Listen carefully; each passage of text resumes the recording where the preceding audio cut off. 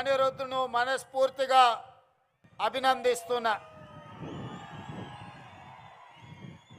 ఈ కార్యక్రమంలో నాతో పాటుగా మరో ముఖ్య అతిథులుగా ఉప ముఖ్యమంత్రి వర్యులు మిత్రులు పట్టి విక్రమార్క గారిని,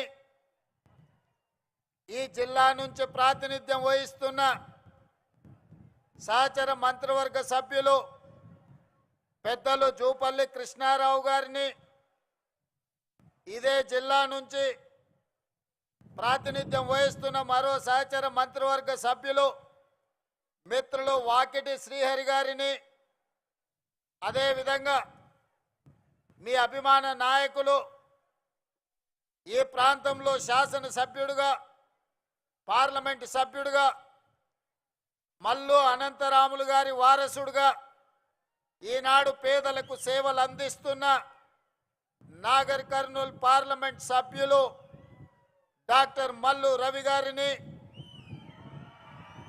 అదేవిధంగా మాజీ పార్లమెంట్ సభ్యులు ప్రభుత్వ సలహాదారులు పెద్దలు జితేందర్ రెడ్డి గారిని, అదేవిధంగా రాజ్యసభ సభ్యులు మిత్రులు వేం నరేందర్ రెడ్డి గారిని, అదేవిధంగా దేవరకద్ర శాసనసభ్యులు మిత్రులు మధుసూదన్ రెడ్డి గారిని, కల్వకుర్తి శాసనసభ్యులు మిత్రులు కసిరెడ్డి నారాయణ రెడ్డి గారిని, షాద్నగర్ శాసనసభ్యులు ఈర్లపల్లి శంకర్ గారిని, నా సొంత గ్రామానికి శాసనసభ్యులైన అచ్చంపేట శాసనసభ్యులు డాక్టర్ వంశీ కృష్ణ గారిని, అదేవిధంగా వనపర్తి శాసనసభ్యులు మేఘారెడ్డి గారిని, పరిగి శాసనసభ్యులు రామ్మోహన్ రెడ్డి గారిని, జూబ్లీ హిల్స్ శాసనసభ్యులు నవీన్ యాదవ్ గారిని, మాజీ శాసనసభ్యులు ఏఐసిసి కార్యదర్శి ప్రియమిత్రులు సంపత్ కుమార్ గారిని,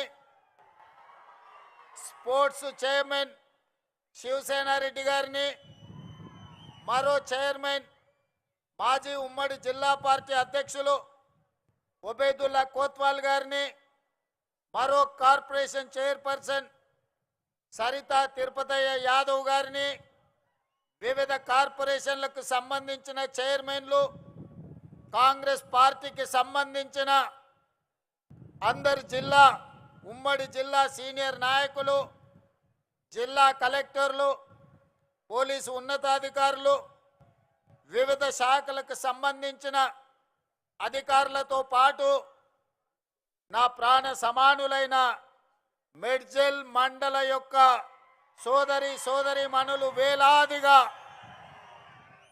ఈరోజు ఇక్కడికి తరలి వచ్చి మా సోదరుడు, మా మిత్రుడు, మా సహచరుడు మాతో పాటు గ్రామాలు తిరిగి తండాలు పర్యటించి ఈ ప్రాంత సమస్యలు తెలిసిన, మేము ఎప్పుడైనా అన్నా అని పిలుచుకునే మా రేవంత్ అన్న వచ్చిండు కలవాల్సిందే అని చెప్పి నాడు వేలాదిగా మీరు వచ్చి ఒక పక్కన ఉరుములు ఉరిమిన, పిడుగులు పడిన, ఈ వాన తుఫాన్ అయినా కలిసి తీరవలసిందే, ఈ సమావేశాన్ని దిగ్విజయం చేయవలసిందే అని ఒక గుండె ధైర్యంతో మీరందరు ఇక్కడికి వచ్చినందుకు మనస్ఫూర్తిగా ధన్యవాదాలు, కృతజ్ఞతలు తెలియజేస్తున్నా. మిత్రులారా, మన ప్రాంతానికి ముఖ్యంగా ఈ మెడ్చల్ మండలం కల్వకుర్తి ప్రాంతానికి, అచ్చంపేట ప్రాంతానికి ఒకనాడు గొప్ప నాయకులు, ఈ జిల్లాకు ఒక గొప్ప నాయకత్వ బాధ్యతను నిర్వహించిన చరిత్ర ఉన్నది. నిజాం సర్కార్ నుండి స్వతంత్రం వచ్చిన తర్వాత హైదరాబాద్ రాష్ట్రానికి మొట్టమొదటి ముఖ్యమంత్రిగా మన జిల్లా బిడ్డ బూర్గుల రామకృష్ణారావు గారు మొదటి ముఖ్యమంత్రిగా మన జిల్లాకే అవకాశం వచ్చింది. వారే కాదు, చిన్న వయసులో దక్షిణ భారతదేశం నుంచే తన వాగ్దాటి పటిమ, తనకున్న అపారమైన జ్ఞానాన్ని పార్లమెంటరీ వ్యవస్థలో ప్రజా సమస్యల మీద స్పందించి దక్షిణ భారతదేశం నుంచే ఉత్తమ పార్లమెంటేరియన్గా అతి చిన్న వయసులో గౌరవించబడ్డ కీర్తిశేషులు జైపాల్ రెడ్డి గారు ఈ ప్రాంతం నుంచే ప్రాతినిధ్యం వహించారు. ఆ జైపాల్ రెడ్డి గారిని రాజకీయాల్లోకి రావాలి, శాసనసభ్యుడిగా పార్లమెంట్ సభ్యుడిగా రాణించాలి, రాష్ట్ర కేంద్ర ప్రభుత్వాలలో ప్రతిపక్షంలో రాణించాలి అని ఆయనకు తోడుండి రాజకీయంగా జైపాల్ రెడ్డి గారి ఎదుగుదలను తన చేతుల మీదుగా నడిపించిన త్యాప గోపాల్ రెడ్డి గారు మన మండల వాసి, గుడియాన్పల్లి వాసి. వారు జన్మదినం మొన్ననే 100 సంవత్సరాలు పూర్తి చేసుకున్నాం. అదే కాదు, ఒక మహేంద్రనాథ్ ఈ ప్రాంతం నుంచి ఆదర్శంగా నిలబడ్డ గొప్ప నాయకుడు. అలాంటి త్యాప గోపాల్ రెడ్డి ఈ రాష్ట్రానికి, దేశానికి రాజ్యాంగాన్ని అందించి ఈ దేశంలో ఉన్న పీడితులుగా, తాడితులుగా, దళితులను, గిరిజనులను, ఆదివాసీలను, బలైన వర్గాలను, మైనారిటీలను, మహిళలను పాలితుల నుంచి పాలకులుగా చేసిన డాక్టర్ బాబాసాహెబ్ అంబేద్కర్ యొక్క విగ్రహాన్ని ఈనాడు మనం ఆవిష్కరించుకోవడం జరిగింది. ఈ పర్యటన, ఈ గెలుపు నాది కాదు. చాలామంది రేవంత్ రెడ్డి జడ్పీటీసీగా గెలిచిండు, శాసనమండలి సభ్యుడిగా గెలిచిండు, శాసనసభ్యుడిగా గెలిచిండు, పార్లమెంట్ సభ్యుడిగా గెలిచిండు, ముఖ్యమంత్రిగా గెలిచి ఈరోజు అధికారంలో ఉన్నాడు అని చాలా టీవీలు, పేపర్లు రాస్తున్నాయి. కానీ నేను ఒక్క మాట వినయంగా విజ్ఞప్తి చేయదలుచుకున్నా. జూలై 4, 2006 నాడు గెలిచిన గెలుపు నాది కాదు, ఈ మిడ్జిల్ మండల ప్రజలది. ఈ మిడ్జిల్ గెలుపు అని నేను ఈ సందర్భంగా చెప్పదలుచుకున్నా. ఎందుకంటే నేను జడ్పీటీసీగా నామినేషన్ వేసేటప్పటికి ఈ మండలం కానీ, ఈ గ్రామాలు కానీ, ఇక్కడ ప్రజలతో నాకు పెద్దగా పరిచయం లేదు. నా గ్రామం ఒంగూరు మండలం, కొండారెడ్డిపల్లి, అచ్చంపేట శాసనసభ నియోజకవర్గం.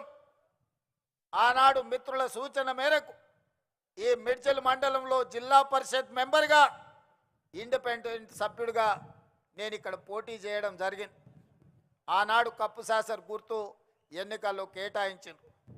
కానీ అదే ఇక్కడ డాక్టర్ వైఎస్ రాజశేఖర రెడ్డి గారు మిత్రుడు రబ్బానీని జడ్పీటీసీ సభ్యుడిగా పెట్టి జిల్లా పరిషత్ చైర్మన్ చేయడానికి ఒక కాంగ్రెస్ సీనియర్ నాయకుడిని, జిల్లా పరిషత్ చైర్మన్ కాగలిగిన అభ్యర్థిని ఇక్కడ ఎన్నికల్లో పెట్టినా ఆనాడు మీరేం ఆలోచన చేసిండ్రో, ఆనాడు ఎందుకు మీరందరూ ఉప్పెనై నిర్ణయం తీసుకున్నారో, ఆనాడు ఒక యువకుణ్ణి మొదటిసారి మీ గ్రామాలకు, మీ ఇంటికి వచ్చిన ఒక యువకుని జిల్లా పరిషత్ మెంబర్గా మీరు ఆశీర్వదించిండ్రు అని అంటే మీ ఆలోచనలు, మీ నిర్ణయం గొప్ప నిర్ణయం అని చెప్పి ఈరోజు నిరూపించబడ్డది.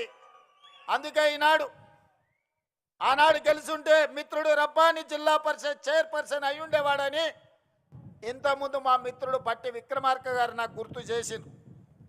నేను ఉప ముఖ్యమంత్రి గారికి ఒక సూచన చేస్తున్నా.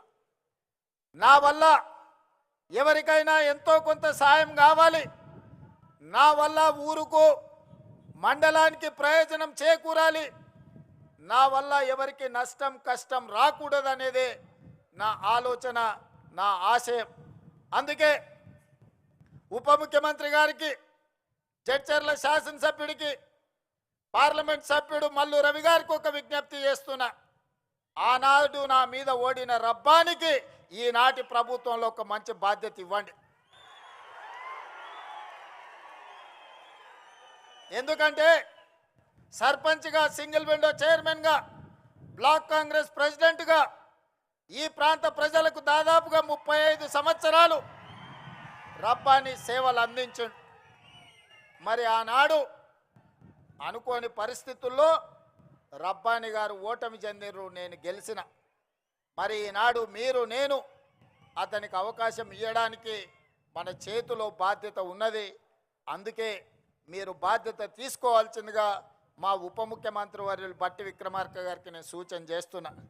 అదేవిధంగా మిత్రులారా, ఆనాడు జడ్పీటీసీగా నాతో పాటు పనిచేసిన ఎంపీటీసీలు, సర్పంచులు వాగులు దాటడానికి వాగుల్లో ఇసుక దొంగలిస్తుంటే వాగులు దాటేటప్పుడు మనుషులు కొట్టుకుపోయి చచ్చిపోయినారు. చాలా గ్రామాలకు రోడ్లు లేవు, చాలా గ్రామాలలో అభివృద్ధి లేదు.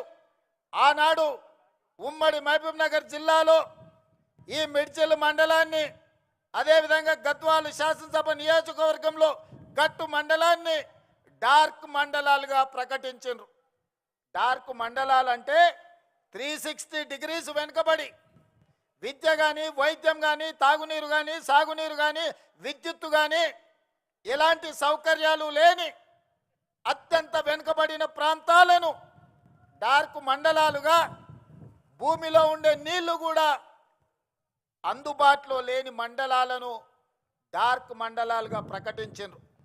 మరి అత్యంత వెనుకబడిన మండలమైన ప్రజలు చైతన్యంతో చీకటి మండలంగా పిలువబడే ఈ మండలం, ఆ చీకట్లో నుంచి ఒక వెలుగు రేఖ రావాలి, మా జీవితాలు మా తలరా